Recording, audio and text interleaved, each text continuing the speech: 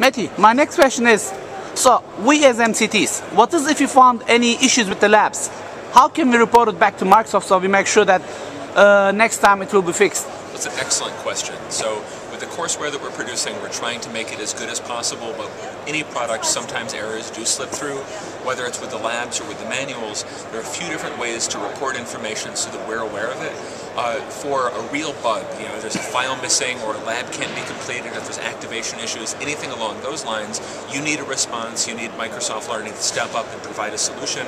There's a courseware support email alias. I don't know the email address off the top of my head, but it's available in every trainer prep guide. So you've got the mock, it's printed inside there. It's also, we have a link to it on the MCT community portal on Born to Learn, so it's right there. If you send an email to that alias, we've got support technicians dedicated, they've got an SLA for getting a response back, and essentially what they will do is they will reproduce the problem and send it to our sustained engineering team and get a response back. There's actually one that's ongoing right now, so while I'm here at Tech Ed in Berlin, I've been involved in one of these email exchanges about one of our most recent courses. We've gotten something wrong in one of the manuals, and MCT submitted it through the support alias. By the end of the day today, we'll have updated setup guides on the download center as well as an error log entry. So if it's an actual bug and you want Microsoft Learning to be aware of it and to solve it, that is the one way to do it. So a lot of people will go out to the MCT community portal and post something on the forums there. That's a great way to let your fellow MCTs know about it. But even though Microsoft Learning does participate on the forums like we used to participate on the MCT news groups while those were still around, those have never been and probably never will be an official supported support channel. Now, with all of that said as well, if we're going through and looking at an existing course, let's say right now we've got SQL Server 2008 courses, 6232 is one of the examples. It's a 5-day database developer course. Today, we're in the process of building a replacement, 6232B. It's for SQL Server 2008 R2, and we want to make sure that all of the feedback that we've gotten from MCTs is incorporated.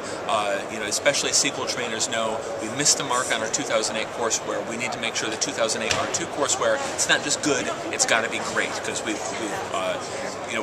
owe a big one to the SQL trainers. So one of the things that we've done as a primary input into our design process is we've gone through all of our metrics that matter surveys for the AREV of the course. And we look at our bug database, we look at the things that have come in through the support channel.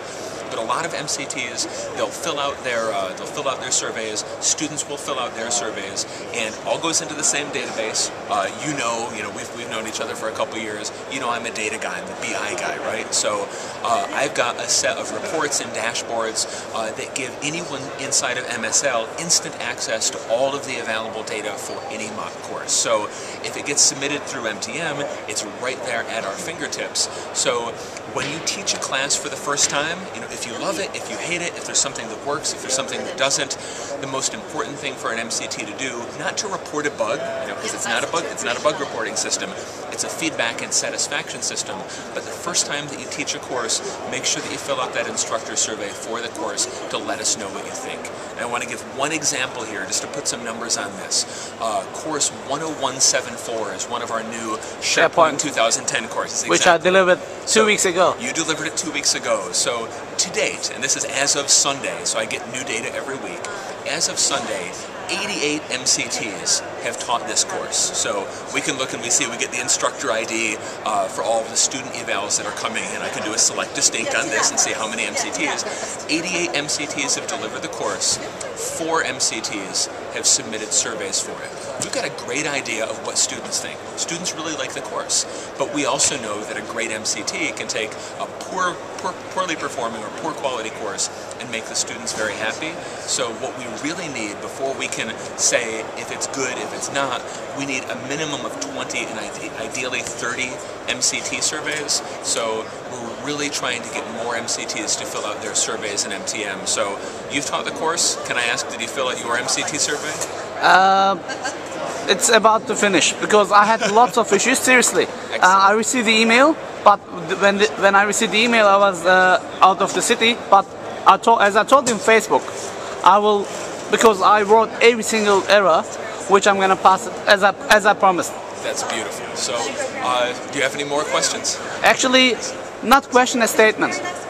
Can I just easily say, hey, fellow MCTs, Microsoft is listening to our feedback, and please submit our feedback so Microsoft can work with us to make the courseware better, right? Well, that's what I would love to hear. So when I was here in Berlin last year, I did a series of video interviews. I've got the same camera you do.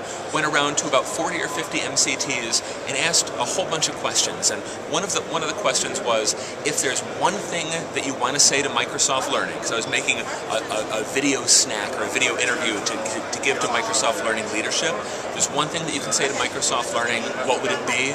Almost every single one of them said, listen to MCTs. So listen to what we say. This is your opportunity. Let us know. If you don't tell us, we're never going to know if we're doing it right or if we're doing it wrong. In behalf of community, I would like to thank you. Thank you very much. Thank you, Mathew. It's been a pleasure speaking with you.